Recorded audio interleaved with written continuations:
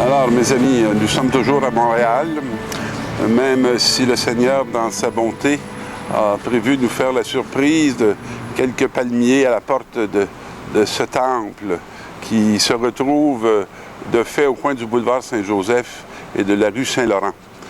On n'était pas habitué à ce type de végétation, mais voilà qu'il est au milieu de nous. Alors, la première parole qui nous est proposée cette semaine est tirée du livre d'Isaïe.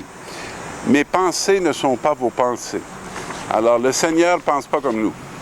Et on peut le vérifier souvent parce que moi, il y a des gens qui me disent régulièrement « Si c'était moi, Dieu, je n'aurais pas fait les choses ainsi. » Alors, c'est que la sagesse de l'homme est bien différente de la sagesse de Dieu, et comme il n'est pas facile pour l'homme de saisir le fond de la pensée de Dieu.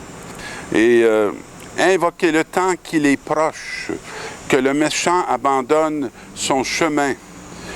Le Seigneur, cherchez-le tant il se laisse trouver. Alors, c'est une parole qui est étonnante parce qu'elle nous dit qu'il est là, puis qui se laisse trouver, puis nous autres, on a l'impression à peu près de ne jamais le voir. Alors, que le méchant abandonne son chemin et l'homme pervers ses pensées. Alors, il y a vraiment à la fois une route, une route c'est extérieur, et les pensées c'est intérieur. Des pensées qui ont besoin d'être converties, parce que lorsqu'elles sont perverties, elles nous tournent vers nous, plutôt que de nous tourner vers Dieu. Qu'il revienne vers le Seigneur qui aura pitié de lui.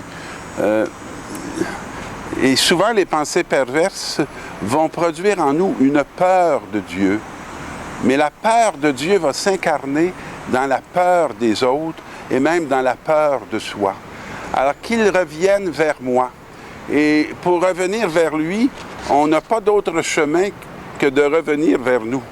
Parce que lui, il est à l'intérieur de nous, à l'intérieur de notre histoire, à l'intérieur de notre réalité. Alors, il faut la revisiter pour aller redresser ce qui a été devenu tortueux. Alors, autant le ciel est élevé au-dessus de la terre, autant mes chemins sont élevés au-dessus des vôtres et mes pensées au-dessus de vos pensées. Alors, il y a vraiment une hauteur qu'il faut atteindre.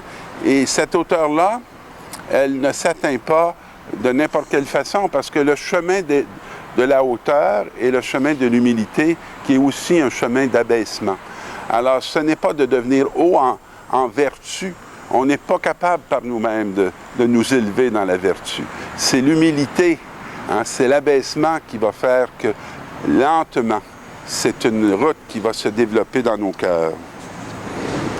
Frère, soit que je vive, soit que je meure, dit Paul, la grandeur du Christ sera manifestée dans mon corps. Alors, c'est une belle vision du corps. Que je sois vivant, je vais manifester dans mon corps le Christ. Que je meure, mon corps va aussi manifester le Christ dans sa victoire sur la mort. En effet, pour moi, vivre, c'est le Christ, et mourir est un avantage. Parce que j'ai hâte de me retrouver dans sa présence. J'ai hâte de me retrouver dans sa gloire. J'ai hâte de me retrouver dans son repos. Mais si en vivant en ce monde, j'arrive à faire un travail utile, je ne sais plus comment choisir.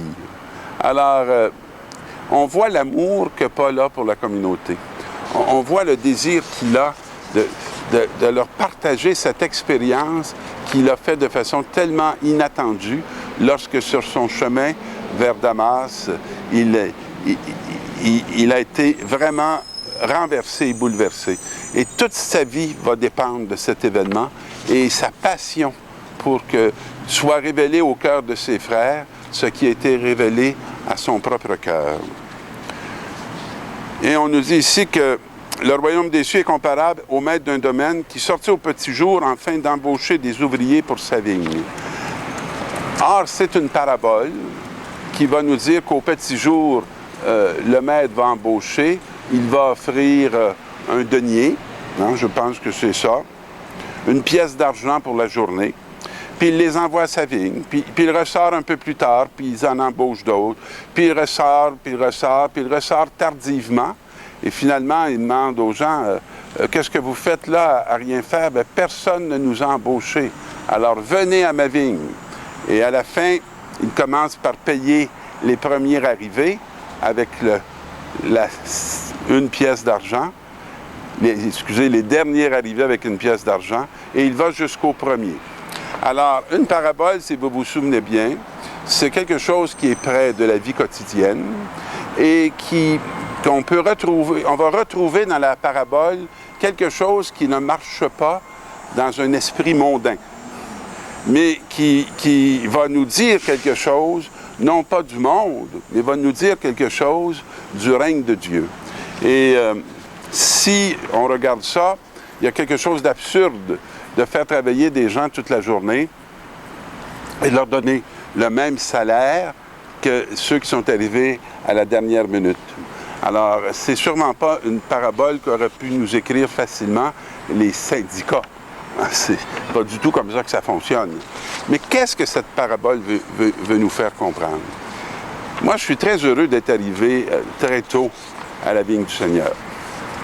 Et d'avoir pu être initié rapidement à son amour, à ses merveilles, même si, en bout de ligne, le don qui me sera fait est la vie éternelle.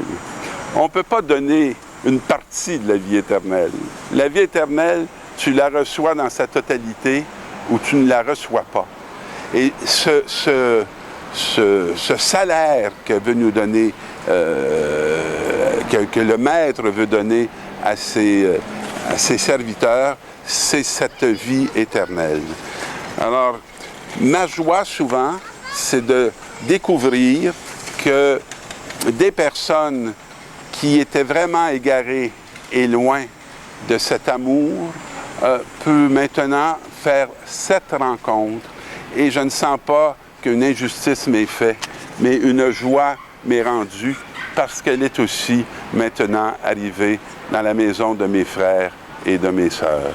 Alors, je vous invite à vous réjouir de cette vie éternelle et d'être un témoin et d'être un serviteur pour que vos frères et sœurs puissent trouver le chemin et reconnaître de quel amour ils sont aimés à travers vous.